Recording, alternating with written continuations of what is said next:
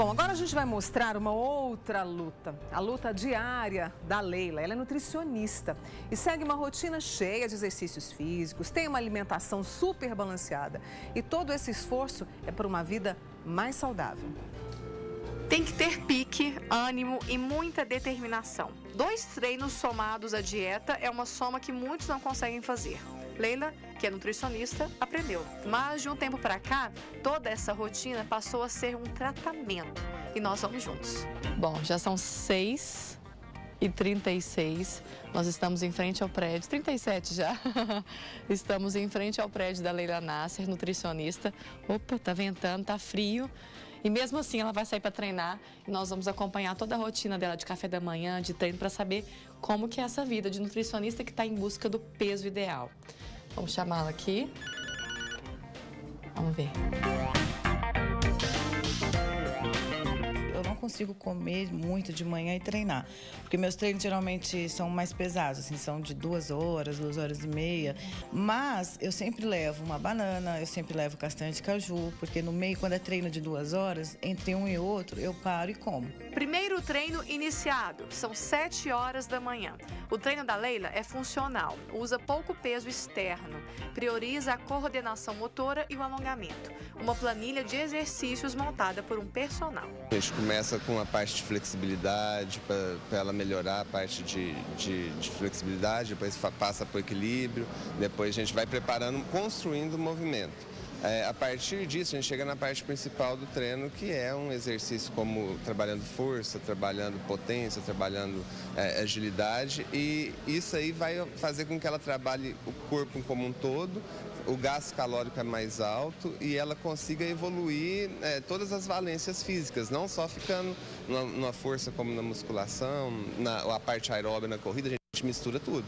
Parece simples, subir e descer degraus, abdominais, agachar, simples, só que não. Hoje a gente está propondo para ela outra forma de treinamento, um treinamento mais inteligente, um treinamento que vai surtir efeito para ela. Eu estou organizando a rotina dela. Eu acho que ela vai colher bons frutos, ela tendo paciência, porque não é de uma hora para outra, né?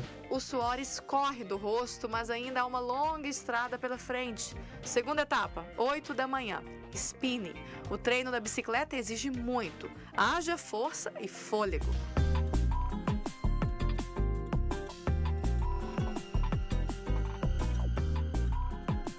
A aula de spinning dura 45 minutos. Depois disso, volta para casa e é hora de sentar, pelo menos um pouco. É o momento que temos para conhecer mais sobre a história da Leila. Por que ela precisa se dedicar tanto? Eu estava bem, com meu peso bem, malhando, disposta. E eu, ao total, em 3 meses, eu estava tomando mais ou menos uns 7 medicamentos. 3 deles era antidepressivo, um era para dormir, até meu marido falou, você toma para dormir, toma para acordar, só que eu estava numa fase muito triste e aquilo me deu um up. Meio que eu abafei o que eu estava sentindo para tentar reerguer. Só que isso parece, eu não sei se é esse termo, os médicos falam, mas parece que tem um efeito rebote. Porque um tempo fiquei bem, 2, 3 meses, mas daqui a um tempo eu já não estava mais, eu estava ganhando peso. Imagine só, saber da necessidade de uma boa alimentação, da qualidade de vida e ficar estacionada. Só depois de muita investigação que ela entendeu porque o ponteiro da balança não abaixava. Busquei e aí fui procurando, achei uma médica, que é a ginecologista hoje, que é a minha ginecologista, que rastreou, conversou, acolheu, né, entendeu e falou alguma coisa realmente está errada e vamos rastrear. Ou seja, o pâncreas que libera insulina, estava liberando uma insulina que se diz ruim e não estava captando a glicose no meu corpo. Ela não está fazendo a quebra. Então, as palavras dela eram assim, se você comer um alface, você vai engordar. E o mais agravante, a glicose circulante, não sendo quebrada, ela vai depositando no fígado, virando gordura no fígado. A força de vontade não é colocada à prova apenas na hora de ir para a academia tão cedo. Está no trabalho. Leila trabalha em um empório cheio de comidas gostosas. Ela entra com a salada pronta e lá mesmo prepara o frango grelhado para o almoço. Antes tem um bolo integral sem açúcar como pós-treino. Dieta ela sabe fazer, trabalha com isso. Mas será que uma nutri não sofre pressão? Preconceito principalmente por ser nutricionista. E falava assim, nossa, como é que uma nutricionista engordou? Então ela não é boa profissional. Existe muito isso, né? Expor um corpo bonito é fácil. Expor que você está acima do peso, que você não está dentro de um padrão, é difícil. Só que eu, por ser profissional da saúde e estar passando por isso, eu achei importante falar. E no outro dia, tudo de novo e de novo, até a saúde estar equilibrada. O número que deve aparecer na balança é detalhe, consequência. Daqui a alguns meses a gente volta a se encontrar para a gente ver o resultado, porque ele virá, uma vez que você tem o consenso do todo, está se cuidando. E a saúde em cima de tudo, né, Lê? Às vezes a gente sente desânimo, né? Fala, ai, tá. Mas é o tempo. Para ser, é para fazer isso para sempre. Não é para você emagrecer um mês e voltar daqui 4 meses. Eu tô magra, daqui 1 ano eu tô gorda. 20 quilos a mais, um rebote. E vamos firmar esse compromisso aí, esse combinado.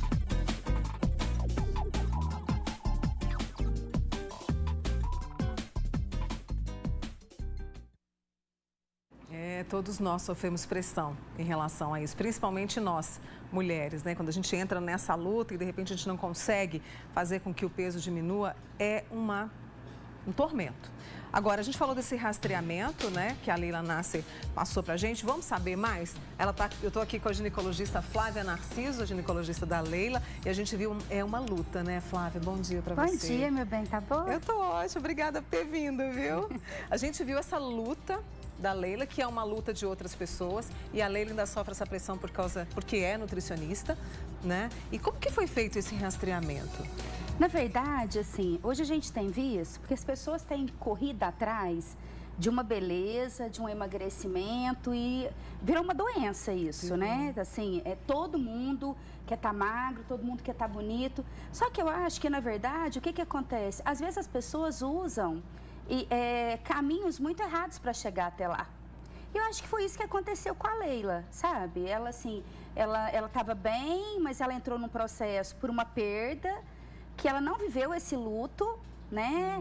E aí, no meio dessa confusão toda, ela começou a engordar, procurou um profissional que, na verdade, não queria saber o que estava por trás de tudo isso, né? Porque ela estava engordando, o que tinha acontecido, o que foi. E fez uma prescrição para uma menina que, assim, que já tinha um passado de um ovário micropolicístico. E quando aconteceu tudo isso, ela engordou 20 quilos, né? Nossa. Somando com todos esses fatores aí, eu não sei exato quantos quilos, mas engordou bastante, né? Então, o que acontece, Mônica? Eu acho que hoje a primeira coisa que a gente tem que pôr na cabeça da gente, que emagrecer, comer é um vício. Comer é um vício. E na grande maioria das vezes, quando você come exageradamente, você tem que ver se você não está passando por algum processo hormonal que não está bom, que isso acontece muito, né? Algumas fases da nossa vida, algumas fases onde a gente está muito estressado, onde a gente é muito cobrada. E sem contar que vem a menopausa aí. Que hoje a gente está vendo no consultório mulheres com 38 anos entrando num processo de menopausa. O que acontece? Né? É genética, é organismo ou é a vida moderna? Não, eu acho que é uma somatória de tudo isso, né?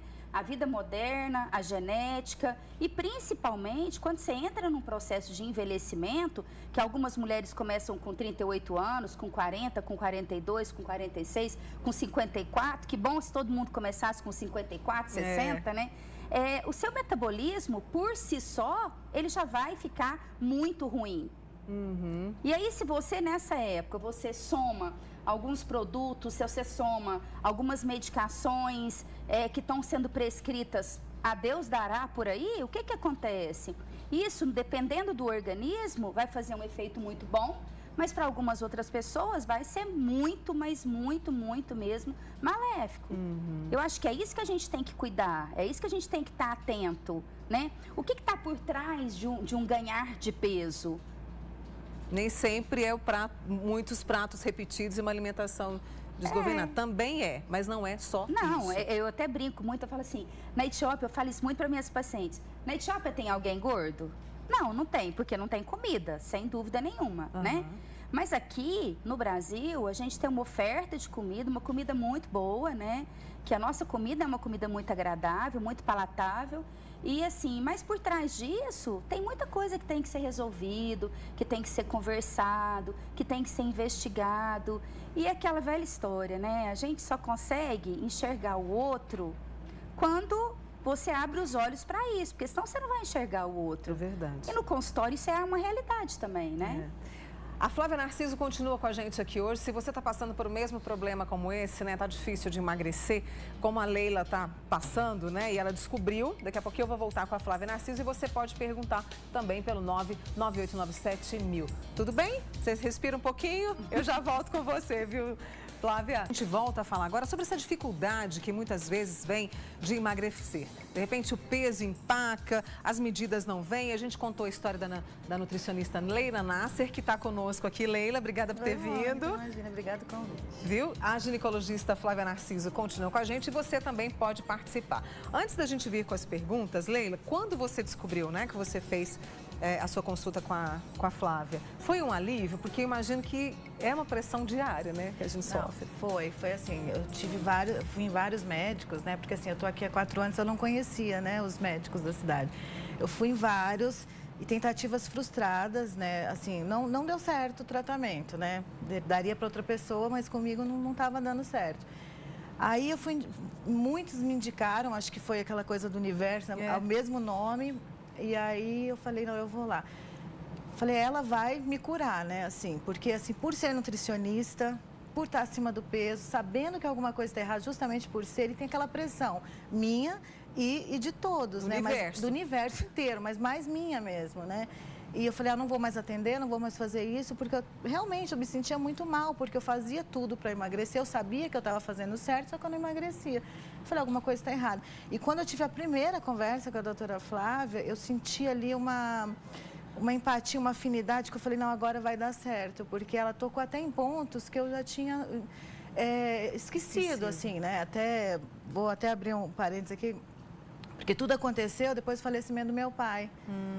Que em vez de eu viver o luto, eu tomei muito medicamento. Então, eu abafei isso. E ela tocou nesse ponto, tipo, quase 2 anos depois. Falou, você não viveu o luto. Então, que é o que a minha psicóloga fala. A gordura também é isso. Você se esconder daquilo, fora a questão hormonal, né? Então, ela tocou nesse ponto também. Falou, não, nós vamos rastrear, nós vamos cuidar com calma. E eu senti um alívio mesmo, assim, eu falei, graças a Deus, achei a doutora Flávia. Né? A gente está vendo umas fotos da Leila aí de uma outra época, né? Vou chorar. Não chora, não. Eu vou chorar. Imagina. Eu sempre brinco, não, mas eu tenho essas fotos comigo o tempo todo. Né? E é um incentivo para mim, na verdade. Não eu brinco que eu vou chorar, mas é um estímulo que eu falo, eu já tive assim, eu sou assim. Eu estou assim, mas eu sou daquele assim, jeito. E vai chegar lá com paciência, né? E foi essa questão hormonal, além desse luto que ela não viveu, também foi essa questão hormonal, Flávia? Não, sem dúvida, né? Assim, ela chegou com os hormônios totalmente bagunçados. E isso a gente está vendo todos os dias, né, Mônica, no consultório. Eu acho que isso é um alerta. A gente tem que pensar um pouquinho antes de ver o que a gente está tomando, o que a gente vai ingerir. Ela chegou com os hormônios totalmente bagunçados. E assim, o que eu falei para a Leila, ninguém ganha peso em uma semana. Ninguém perde peso em um mês, entendeu? Entendi. Isso assim, você tem que acompanhar esse paciente, você tem que mostrar para ele quais são as vantagens ou não de perder peso. Eu acho que hoje o peso, ele está muito ligado também com as doenças degenerativas, né? Que a gente não tinha muito essa noção. Você não tinha muita noção que você estar gorda, você aumentava a sua chance de ter câncer de mama. Que você estar gorda, você aumentava a sua chance de ter Alzheimer e outras doenças degenerativas. Então, eu acho que hoje, além de tudo isso, além desse culto ao corpo, que sem dúvida nenhuma, eu acho que assim, a gente é muito cobrada, a mulher tem que estar muito bonita, e principalmente ela que é nutricionista, né? Então, assim, essa cobrança é muito maior ainda para ela. Eu acho que o que a gente tem que ver, o que está por trás desse ganhar de peso? Como é que estão esses hormônios? O que a gente pode fazer por esses hormônios? Aonde que a gente pode mexer? E ter paciência, porque é o que eu falo sempre, assim, ninguém ganha peso em uma semana. Você começou a ganhar peso lá atrás, né? Lá atrás, entendeu? Então, assim, não vai perder em uma semana também. Vem aquela agonia, né, de querer perder ontem. E parece uma mágica, né? Assim, você quer, com uma semana, vestir aquela calça jeans que você punha há 2 anos atrás. Não vai servir, né? Deixa eu trazer algumas perguntas. Leila, você vai participando com a gente aqui também, tá? Mônica, bom dia. Tirando o engordar, quais são os outros sintomas que acontecem com as mulheres no climatério precoce? O aumento de peso é um dos sintomas mais comuns? Sem dúvida nenhuma. Hoje, assim, com esse ritmo de vida que a gente leva, as mulheres estão entrando num processo de menopausa muito cedo, né? Então, assim, eu acho que uma coisa que tem que ser avaliada é isso. Como é que tá? Porque nós temos alguns hormônios que antes da gente entrar na menopausa a gente começa a perder, que são hormônios que aumentam muito o nosso metabolismo.